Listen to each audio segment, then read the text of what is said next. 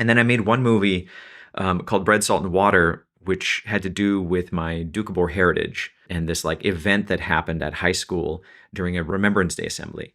I'm not really going to get into the details of the movie because it's boring, but ultimately that movie got me a scholarship to the Vancouver Film School. That's what I ended up doing. I came to Vancouver and I did the 1-year film production program at VFS, and that's where I met you as well. That's correct. Yeah. Yeah, I was FP 119 and you were what, 121 or 120. 120? That would have been around like 2008, I guess. And yeah, so I went to film school. I graduated, and this was, yeah, late 2008. And so the writer's strike was that year, which meant that there was like nothing shooting in town. And that was a crazy conversation to have with my parents, who, spent a lot of money sending me to film school. And then it's like, oh, yeah, by the way, there aren't any jobs available. Hollywood's on strike. There are no jobs. And so I ended up getting a job in like commercial casting, which was non-union, and that was still going. And so I became like a videographer for like A&W commercials and tire companies and like anybody that wanted to shoot a commercial in Vancouver. And so I did that for a few months.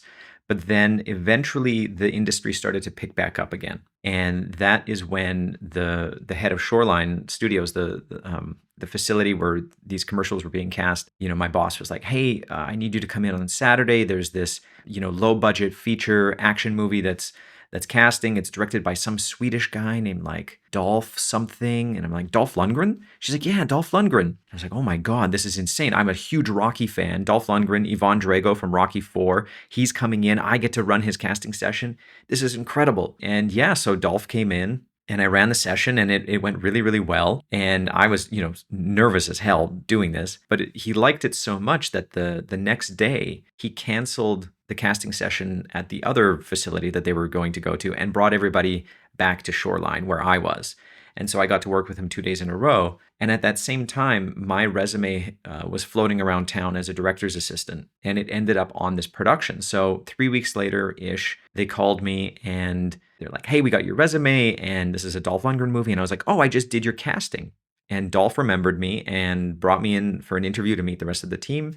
And yeah, so I ended up, one of my first jobs on a film set was being Dolph Lundgren's assistant, which was crazy. That's an accelerated that's a jumping the queue kind of moment right there, isn't it? Well, I mean, it was pretty cool. It was just really neat. I was like 19 or 20 at the time, and being a part of just a movie. It's now I feel like so many of us are just jaded when it comes to production or being on set. But this was like, wow, Ivan Drago, and we're doing action with car stunts and fight sequences and just taking it all in, and seeing how all of that worked. And then, that led to just other PA jobs and joining the Directors Guild of Canada. Because here in BC, the Directors Guild, they represent production assistants as well. So PAs here are unionized, unlike, in LA or something like that. And so I managed to get into the DGC. But my first like full-time job that lasted, more than just a couple of months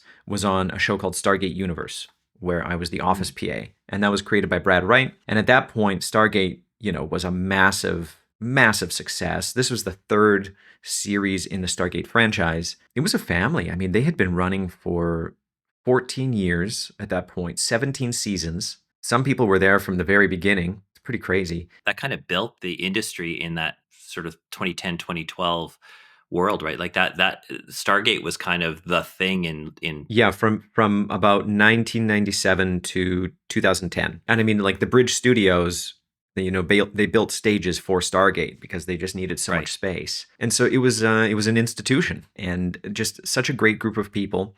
And this entire time, like, I wanted to still be a director, right? Like, I graduated from film school as a director. And even in film school, when my final project was chosen to be shot on Super 16 millimeter, which was like, you got the best of the best. That was a really big deal. And film school has this like great way of treating you like you're Steven Spielberg or James Cameron or the best filmmakers in the world. And then as soon as you graduate, you end up becoming a PA, watching a generator in a parking lot for 16 hours a day, 2 miles away from set. Like, they don't really warn you for that. No.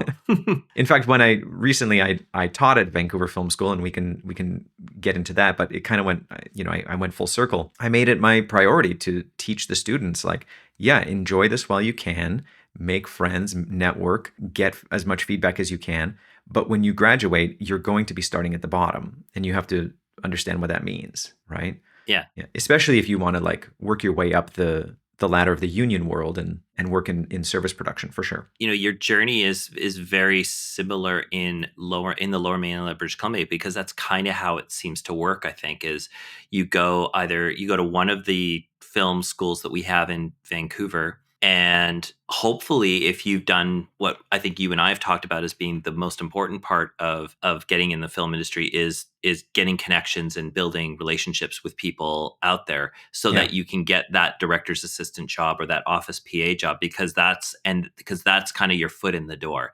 But as long as you have that humble pudding that you take, knowing, okay, my first full-time job is going to be an office PA. Like, what does an office PA do on a television show? Yeah, well, actually, I'm glad you're asking that, because that's where I was guiding students. Like, if they're going to apply for any job in the union, like service production side of the Vancouver film industry, or Toronto industry, or New York, or LA, but like, any established industry, an office PA is one of the best opportunities, because you're inside all day. So you don't have to deal with the rain. That's huge. You're not stuck on set shooting in the winter. It's an administrative position. So you are going to be handling a lot of the paperwork that comes through, or have your eyes on a lot of that paperwork, from call sheets to one-line schedules to calendars, memos, possibly rental agreements, right? If you have to scan something for your boss, you're going to be able to see all of this information. The other great part about it is that, in the office, everybody's prepping. And so it's a great place to network and get to know the director of photography and the prop master and the set decorator and the production designer and every other crew member who's prepping. And the thing about prep is that, like, yeah, we're there for 12 hours a day, but there's always time to have a quick conversation with people, and literally have a conversation at the water cooler, right? Because as an office PA, you are stocking the kitchen, you're getting people's lunch. So you get to know every single person on that production. And if they like you, they'll remember you. And it's a great opportunity, because if you are an on-set PA, it's really hard to be able to have a conversation with the director of photography about the movie you just watched and how amazing it looked on the weekend, because like they're busy on set shooting this thing, and at that point, time really is money, right? But in the office, there's always time to have a conversation. So that's a great way in to network. And that's exactly what I did on Stargate Universe. Like, I got to know everybody. I wasn't a dick. People seemed to really like me. And very quickly I realized, I'm like, oh my God, like this job is just so boring for me. I mean, it was just like I learned what it was very quickly, and I was like, "Oh, is this it? Is this how I'm going to spend the rest of my year? Like, I'm a director. I need to learn how to direct. I need to keep moving forward. I need, like a shark. I need to keep swimming forward. What do I do?" And so, about 6 months in, I was so frustrated, and honestly, I wanted to leave, because I was just like, "What am I doing?" But the money was good, and you got benefits and dental coverage and RRSP contributions, because it's a unionized job, and so that's all great. But I basically went to my production coordinator and said, look, I want to be a director. I want to learn more about directing television. Can I sit in on some meetings? What they agreed to as well was, like, for one day, an episode in the second half of the season, I was able to go down to set and shadow a director. And so I got to know Will Waring really well, and Andy Makita and Amanda Tapping. And that was lovely. And just learning how a big budget sci-fi TV show was actually shot. And so cut to the end of the year, this is like end of 2010, winter, there was definitely a sense that Stargate wasn't going to be picked up.